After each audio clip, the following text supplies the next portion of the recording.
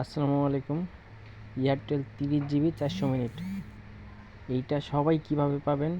429 টাকায় 30 GB 400 minute, 429 টাকায় এটা সবাই নিতে পারবেন।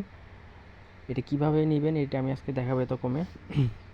তার আগে বলে দিতে চাই, যারা নিট গ্রুপে অ্যাড হতে চান, সেল এবং রিসেল করতে চান, তারা আমাদের 5G offer buy sell market গ্রুপে অ্যাড হতে পারেন। আমাদের গ্রুপের মেম্বার আছে 590 জন, আমাদের 7 জন অ্যাডমিন আছে। তো অ্যাড হইতে পারেন, আমাকে নক দিতে পারেন। তো আমি দেখাচ্ছি।